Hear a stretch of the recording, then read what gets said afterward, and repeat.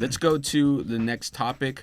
We're going to do something a little bit different than going into a full property analysis. So, Brian, I'm going to let you take it away. Well, in normal episodes, we do a property analysis on good investments for properties. So I'm going to talk a little bit about an apartment building and using it as a primary residence. So I have a client. He's a high net worth individual, actually manages a film fund, and he just recently got married, so it actually fits into that millennial category. And so he's looking at homes, and he's actually qualified in the $7 million price range for a single family home. But of course, to his credit, he's like, I don't want to buy a $7 million house. I don't really need it, and I'm happy and contented renting. So what I pitched him was the idea of, well, hey, why don't you take that same money you were going to use to buy a $7 million house and buy a $7 million apartment building or less. And again, let's look at this let's look at this objectively. Instead of buying a house, especially since you're going to need a place to rent anyways, why not buy an apartment building? Well, what I was pitching the idea on was if you buy an apartment building, number one, it's an investment. So in this case, we're looking at a 20-unit apartment building. Normally, when we're looking at apartment buildings, we're looking at the areas that are kind of marginal, not too good, not too bad, because the really nice areas, they have a much smaller rate of return or cap rate, typically somewhere in the 3.7 to 4% cap rate, which means that if you bought the property all cash as an income property, you're only making 3.7 to 4% on your money. However, if you're going to buy it and you're going to live in one of the units, then one, you're replacing your demand to have to pay some really high rent for a luxury apartment. Two, you own the building and you can have it managed professionally still so that you can behave just like a tenant. Again, this is always one of the big counterpoints to renting, is that if something breaks, I don't have to fix it. Well, if you buy an apartment complex and you have it professionally managed, guess what? You're not going to be fixing it. So I was going over the numbers, and I've done this a couple of times with certain clients where instead of buying a really nice single-family home, we buy an apartment complex, say like an 11-unit building with a penthouse that's situated really closely to, like, say, Lake Merritt in Oakland, or other parts of Oakland like Piedmont or Montclair that are very nice, or even Walnut Creek. So in this particular instance, I'm going to analyze and just talk about the pros and the cons of a specific property, which is a 20-unit building in the Temescal area of Oakland, that it's an alternative to buying a house. So my client, well, in fact, we're going to be looking at this tomorrow. One of the properties that we're going to be looking at for him to buy is an apartment complex to actually live in one of the units, let us manage the building, and then act just like he's a tenant, even though he owns the place. In fact, one of the things he was mentioning is, well, if I buy an apartment building, I have 2 dogs. So I'm like, listen, if you own the building, we can make an exception for your 2 dogs. The main reason why you would simply act like a tenant is so that all the tenants don't come running to your unit every time something breaks. They would call us and we would go through the normal protocols of getting it fixed and not bothering you with it. And that would include you as well. Like something breaks, you call property management sends out something, and you get the benefit of living like a renter, but also the benefit of owning the real estate and using it as a hedge against other income that you might have. So the example we're looking at right here is this 20-unit building in the Temescal area of Oakland. Now this building is $7,195,000, and if he bought it all cash and he paid all of the expenses, the new taxes, the new insurance, property management, utilities, set aside money for repairs, set aside money for major improvements, he's going to make 3.77% on his money, meaning that he's got income coming in.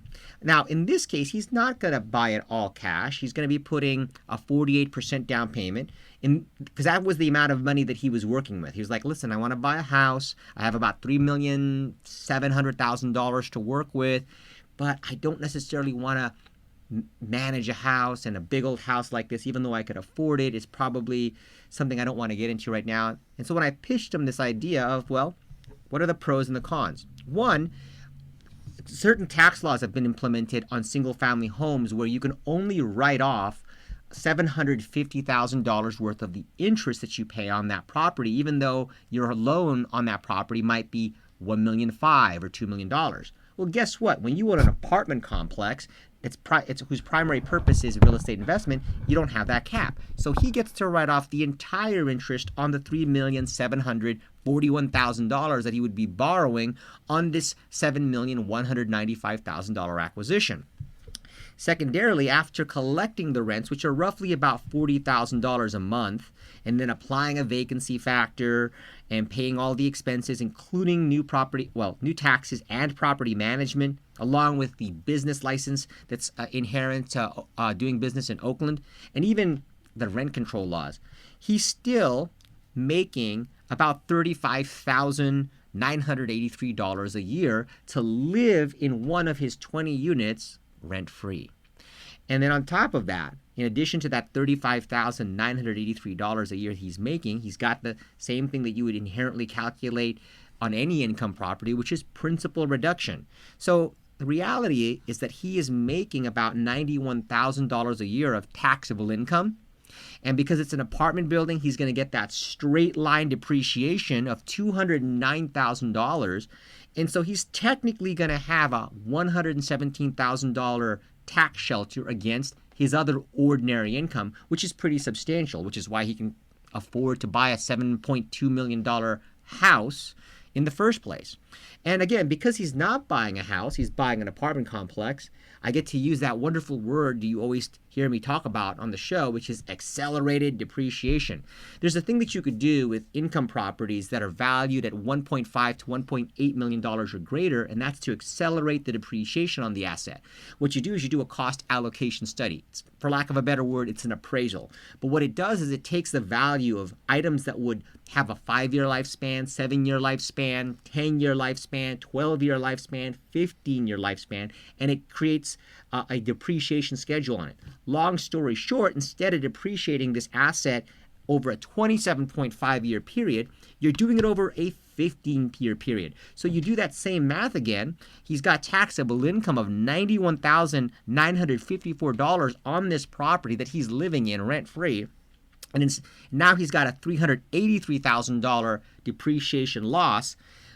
So in addition to making that $91,000 of rental income that he's not paying taxes on, he gets a $291,000 extra accelerated depreciation that he might be able to apply on his ordinary income if he falls into that bracket. But again, I'm not going to talk about all the things you have to do in order to qualify for that additional depreciation. That's a topic for another show.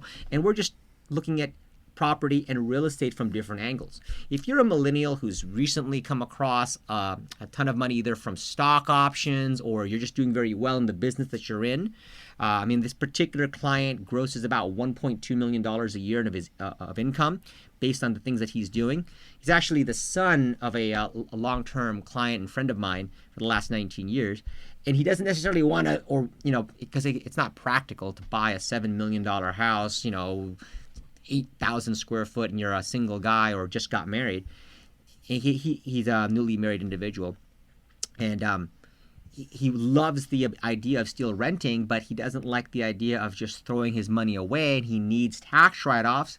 Then a good alternative to that is buy an apartment complex, live in one of the units, let us manage it, pretend like you're a tenant. If you have dogs, guess what? We could probably make an exception, and you don't have to be the target for all of your tenants whenever something breaks, because they're going to think that you're just like everybody else there. Just another way to think about owning real estate and taking advantage of the benefits of real estate, not only from income and appreciation, but also hedges against the taxable income that you're making to qualify for these very large, expensive homes. Oh, and then, of course, my favorite, which is as the property appreciates over time, as we raise rents over time, the property is still appreciating and increasing in value from his original cost basis or asking price in this case, of $7,195,000. So again, Oakland has about a rent control. So even if we took the existing tenants without the equation of a tenant moving out and going right to market, then over a 7-year period of time, the value of his building will still command an additional $800,000 to $900,000 of unrealized capital gain, right? In other words, his property will go up in value. And if he sells it, there's all kinds of other things that he could do. Again, just another food for thought. Different alternatives. You don't actually have to buy a $7.2 million apartment complex to do this. I had a client who bought a $3.5 million 11 unit by the lake. He lives on the penthouse and enjoys the view, and he collects rent from all of his tenants and pays for his mortgage, and And life is good. yeah, and a lot of people are able to do this and even buy $500,000, $600,000, $700,000 small buildings. You could still do this and make the numbers work for you when you're buying a triplex, fourplex, 5-unit building. So it can work. You just need to know how to run the numbers, need to get the right professionals to help you that understand the concept and understand your actual goals.